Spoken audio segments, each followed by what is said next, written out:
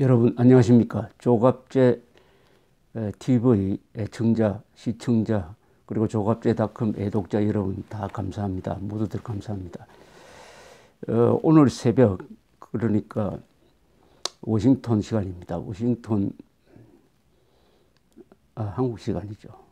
오늘 새벽에 발표된 한미 정상회담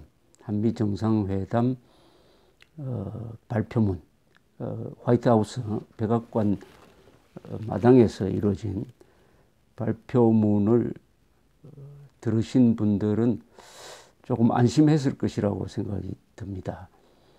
이 문재인 대통령이 당선이 되면은 맨 먼저 북한에 가겠다. 그것은 김정은을 만나겠다는 취지인데, 그렇게 이야기했지만은 실제로 맨 먼저 간 곳은 우리의 동맹국인 미국이었고 트럼프 대통령을 만났습니다.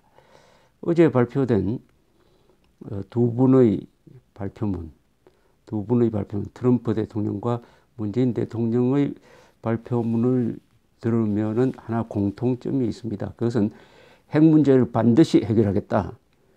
핵 문제를 근원적으로 해결하겠다. 그리고 근원적으로 해결하기 위해서는 한미 동맹의 억지력을 강화하겠다. 한국과 미군의 동맹의 억지력을 강화해서 북한 핵 문제를 근원적으로 해결하겠다. 이런 요지였습니다. 그 문재인 대통령의 말 중에 문재인 대통령의 발표문, 트럼프 대통령의 발표문이 결국 같습니다만은 문재인 대통령의 발표문에는 이런 내용이 있습니다. 확장 억제를 포함한 한미 연합 방위 태세를 통해 압도적인 억제력을 강화, 북한의 위협과 도발에 단호히 대응하기로 했습니다. 여기서 억제력을 강화한다는 것은 사드 배치를 신속하게 한다는 것이 포함되는 게 순리적 해석이라고 생각을 합니다. 구체적으로 그 날짜까지 못을 박았는지는 알 수가 없지만은 억제력을 강화하기 위해서는 우선은 사드 배치가 시급하다는 것도 이 말 속에 포함되어 있다고 저는 해석을 하고 싶습니다. 문재인 대통령은 또 이렇게 이야기를 했습니다. 북한은 북핵 문제를 반드시 해결하겠다는 한미 양국의 확고한 의지를 과소평가하지 않기를 바랍니다. 그리고 한반도 비핵화를 위한 대화의 테이블로 조속히 복귀할 것을 촉구합니다. 국가 안보에 있어 타협이나 양보란 있을 수 없습니다. 아주 강력한 대북 메시지입니다. 특히 한반도 비핵화를 위한 대화의 테이블이라고 했습니다. 이게 의미가 있는 것은 이 앞에 문정인 교수 안보 관련 대통령 특보가 워싱턴을 가서 한 이야기하고 다르기 때문입니다. 워싱턴에서 문정인 특보는 북한이 핵미사일 시험 중단만 해도 미국 전략자산의 한반도 전개 그리고 한미연합훈련을 축소할 수 있다. 이것은 문재인 대통령의 뜻이기도 하다. 이렇게 이야기를 했는데 비핵화를 위한 대화의 테이블이라고 못을 박았습니다. 즉 핵동결을 전제로 한 또 핵동결을 또는 미사일 발사를 더 하지 않겠다. 이런 것을 전제로 한 회담문 여기서 언급되지 않았습니다. 그래서 문정인 씨의 발상은 시도 먹히지 않았다는 그런 뜻이죠. 트럼프 대통령의 언급은 보다 직설적입니다. 북한에 대한 전략적 인내의 시대는 실패했다. 더 이상 인내하지 않을 것이다. 우리는 모든 책임 있는 국가들과 함께 제재를 강화하여 북한이 좀 더 나은 길로 나올 수 있도록 압박할 것이다. 우리는 북한에 대한 많은 옵션을 갖고 있다. 우리는 매우 강하고 확고한 계획을 갖고 있다. 이렇게 단정적으로 이야기를 했습니다. 정상회담 직전에 트럼프 대통령의 그 안보보좌관이 우리는 군사작전까지도 검토하고 있다. 대북 군사작전까지도 검토하고 있다. 예방폭격 개념이겠죠. 또 중국 시진핑이 트럼프 대통령한테 약속했던 대북 압박을 제대로 하지 않고 있어서 불만이 높아지고 있다 하는 분위기도 감지가 되었습니다. 그것과 때를 맞춰서인지 미국은 대만에다가 14억 달러어치의 무기를 팔기로 했습니다. 자, 이런 분위기 속에서 이루어진 문재인 트럼프 회담이니까 문재인 대통령이 뭐 핵 미사일 시험 더 하지 않으면은 한미 군사훈련을 중단한다 하는 이런 이야기를 꺼낼 분위기가 아니었던 것 같습니다. 오히려 트럼프 대통령이 좀 가혹하다고 할 정도로 문재인 대통령을 좀 몰아붙인 느낌도 듭니다. 특히 한미 FTA로서 미국이 손해를 보고 있다. 그러니까 재협상을 해야 된다. 또는 한국이 주한미군의 주둔비를 더 내야 된다는 이런 다소 노골적인 압박도 공개적으로 했습니다. 이 문재인 정권 지지자들은 한미 FTA가 한국에 불리하다라고 반대를 했는데 이것을 실시해가지고 한 5년이 지나니까 이것은 한국에는 유리하고 미국에는 불리하다 하는 것이 밝혀진 것입니다. 자, 이걸 기초로 보면은 이 사실에 기초하지 않는 이 학자들의 어떤 아마추어적 발상, 관념론적 발상, 머릿속에서 그리는 뭐 화려한 어떤 구상, 이게 현실 정치나 현실 국제관계나 특히 경제 문제나 안보 문제에는 통하지 않는다는 사실입니다.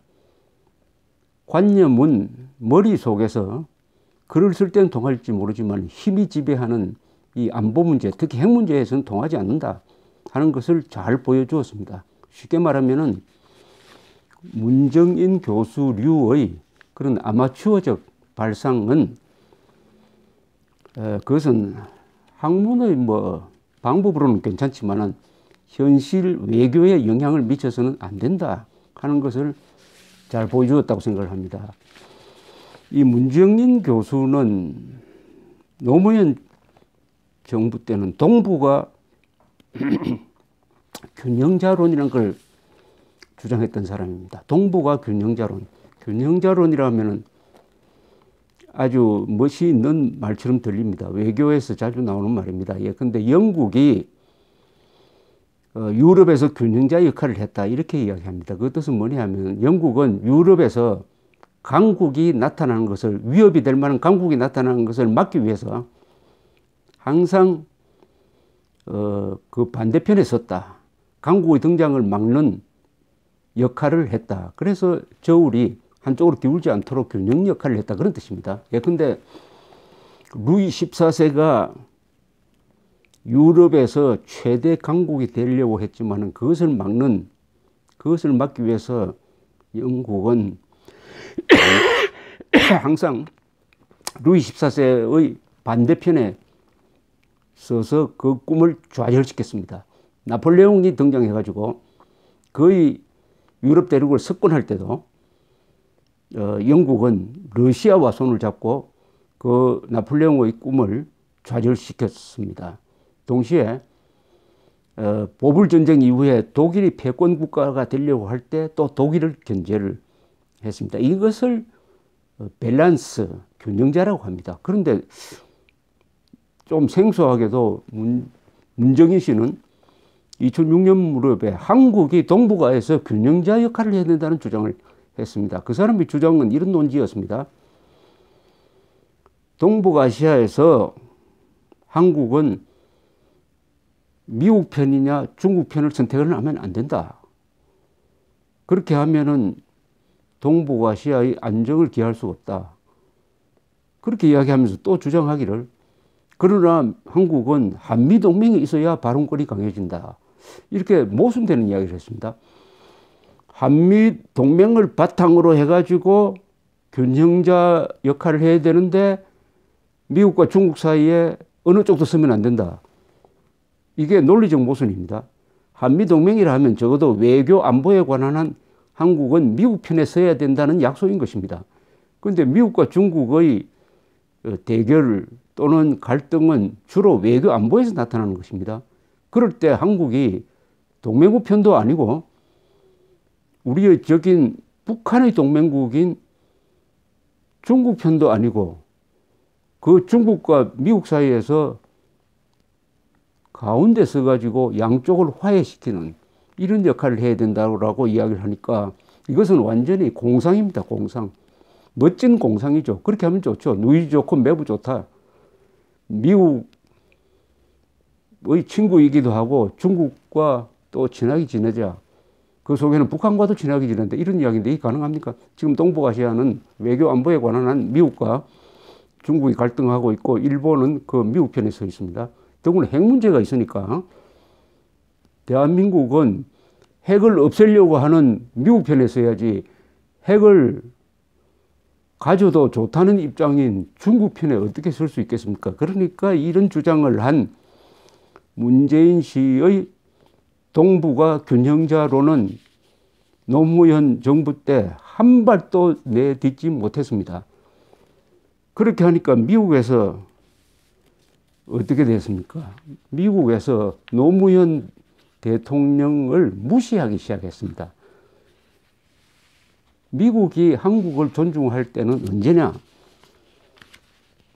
한국이 미국을 적극적으로 편들면서 적극적으로 편드는 그 대가를 요구할 때인 것입니다. 즉 월남전에 파병한 5만 명을 파병한 박정희 정부가 미국에 뭘 해달라고 요구하면은 그건 들어줘야죠. 그런데 균형자론을 주장을 하면서 미국에 대해서는 반미적으로 나오고 중국에 대해서는 굴종하고 북한에 대해서는 더 굴종하는 이런 노무현 정부를 아무 가치 없는 존재로 보면서 좀 경멸스럽게 대한 기록이 최근에 많이 나오고 있습니다. 예컨대 몇 년 전에 나온 이런 회고록이 있습니다. No higher honor라는 제목, 최고의 명예라는 뜻인데 그것을 쓴 사람은 부시 대통령 시절에 안보보좌관 및 국무장관을 했던 곤돌리사 라이스였습니다. 이분은 유명한 러시아 전공 학자입니다. 이 학자. 그런데 어느 날 2006년에 북한이 핵실험을 한 다음에 한중일을 방문하는데 한국에 왔더니 이 문정인 씨의 동북아 균형자론이 아마 노무현 대통령의 머릿속에 들어간 것 같아요. 이 사람이 라이스 학자 출신입니다. 라이스 장관을 앉혀놓고 이 동북아 균형자론에 대해서 강의를 하더라고 써놨습니다. 강의라는 말편을 썼어요. 렉처. 아주 안 읽겁다는 식으로 썼습니다. 아주 생각을 잃기 힘든 사람이다. 라는 표현을 이 회고록에서 썼습니다. 그보다 더 심한 표현을 또 라이스가 그 회고록에서 썼어요. 그것은 어떤 표현을 썼느냐 하면은 노무현 대통령을 가리켜서 변덕스러운 성격이다. erratic nature. 변덕스러운 성격이다. 이런 아주 모욕적인 표현도 쓰고요. 그보다 더 심한 표현은 뭐냐? unpredictable behavior라고 썼습니다. 예측 불능의 행태를 보이더라. 야, 이거는 정말 외국 원수한테 써서는 안 될 말이고 참 쓰기 힘든 말입니다. 또 괴상하다는 표현까지 썼어요. 이 표현을 언제 나오냐면은 2007년입니다. 2007년 9월 호주 시드니에서 열린 에이펙 정상회담에 참석해가지고 부시 노무현 정상회담이 열렸는데 이때 부시 대통령께 노무현 대통령이 부탁을 했다고 그래요.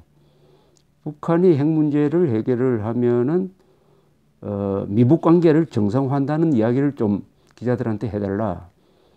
그래서 기자회견 때 그 이야기를 했더니 바로 노무현 대통령이 하나 더 추가로 이야기해 줄 수 없느냐. 대통령께서는 지금 한국전쟁 종전선언을 언급하지 않았는데 요걸 좀 더 구체적으로 이야기해 주세요. 이것은 아주 결례입니다. 남이 지금 기자회견을 하는데 뭘 더 해달라고 하니까 놀란 부시 대통령이 그러나 꾹 참고 김정일이 검증 가능한 방법으로 핵무기와 핵개발 계획을 포기해야만 미국은 평화협정에 서명할 수 있습니다. 이렇게 이야기를 했더니 또 노 대통령이 김정일 위원장이나 한국 국민들은 그 다음 이야기를 듣고 싶어 합니다. 라고 또 다른 이야기를 주문을 하니까 그때 부시 대통령이 당황스럽기도 하고 좀 퉁명스럽게 더 이상 분명하게 이야기할 게 없습니다. 대통령 각하 우리는 한국전쟁을 끝낼 것을 학수고대합니다. 김정일이 검증 가능한 방법으로 그 핵무기를 없애야만 전쟁을 공식적으로 끝낼 수 있습니다 하는 이 스탠다드한 답변을 하고 말았다. 이 장면을 지켜보던 라이스가 노 대통령의 태도를 괴상하다, 예측불능이다 이런 표현을 썼습니다. 이때 노무현 대통령은 김정일을 찾아가서 만나기로 돼 있었습니다. 거기서 이 한반도 종전선언을 추진하고 있었습니다. 이것도 좀 엉뚱하죠. 한반도 종전선언이라는 것은 한국전쟁을 끝낸다는 것인데 한국전쟁을 끝내려면 북한이 핵 포기해야 되고 국군포로 잡아둔 6만 명 다 돌려주고 하는 이런 전쟁 종결 조치가 있어야 되는데 선언으로 어떻게 끝낼 수가 있겠습니까? 그래서 그 종전선언에 맞춰서 미국이 좀 거기에 맞는 발언을 해주기를 바란다는 식으로 부시 대통령을 좀 몰아붙였던 것 같습니다. 실제로 김정일을 만나서 14선언이 나왔는데 14선언에는 이런 대목이 있습니다. 남과 북은 형전쟁 체제를 종식시키고 항구적인 평화체제를 구축해 나가야 한다는 인식을 같이 하고 직접 관련된 3자 또는 4자 정상들이 한반도 지역에서 만나 종전을 선언하는 문제를 추진하기 위해 협력해 나가기로 했다. 여기는 종전 선언을 하기 위한 전제 조건에 대해서 전혀 언급이 없습니다. 우선 만나서 선언하자. 물론 실천 안 되었죠. 14선언. 그래서 이 한반도 균형자, 한국이 동북아시아에서 균형자 역할을 한다든지 하는 이런 것은 미국 사람들한테는 시가 먹히지 않고 힘이 지배하는 국제사회에서는 이게 전혀 맞지 않는 이야기인데 아직도 문정인 교수가 그런 환상적인 이야기를 만들어 가지고 북한이 핵실험, 미사일 실험 더 하지 않으면은 한반도에 오는 미국의 전략자산, 즉 항공모함 타스크포스라든지 그것을 오지 않게 하고 한미연합훈련도 줄이자. 이걸 협상 대상으로 한번 해보자. 이런 현실에 맞지 않는 지금 급박하게 돌아가는 한반도 정세에 맞지 않는 아이디어를 던져보기 위해서 워싱턴에 가서 이야기를 한 것은 오히려 부작용이 생겼다고 봅니다. 이걸 통해서 미국 트럼프 대통령은 이 부시보다 더 강경한 사람입니다. 한국 문재인 정부의 의도, 문재인 정부를 둘러싸고 있는 문정인 씨나 임동원 같은 사람들의 이념적 정체를 면밀히 연구를 해가지고 이번 정상회담에서 오히려 거꾸로 문재인 대통령을 자기 페이스로 끌어당긴 것 같은 느낌이 듭니다. 그러나 이것은 다행입니다. 다행이라는 것은 문재인 대통령이 비로소 현실과 부딪혀 본 거죠. 이번에 나온 발표문은 문재인 대통령이 그동안 선거기간 중이나 선거기간 전에 했던 이야기하고는 상당한 차이가 있습니다. 그것은 트럼프 대통령의 페이스에 끌려갔다고 보면 자존심 상할지 모르지만 오히려 현실의 벽에 부딪혀 가지고 현실적으로 수정이 되었다. 좋은 의미에서 교정이 되었다고 이렇게 볼 수가 있는 것입니다. 조지 오웰이라는 사람이 이렇게 이야기했습니다. 지식인들은 말장난으로 끊임없이 자기 변명을 할 수가 있다. 끊임없이 할 수 있다. 그러나 그게 언제 벽에 부딪히느냐.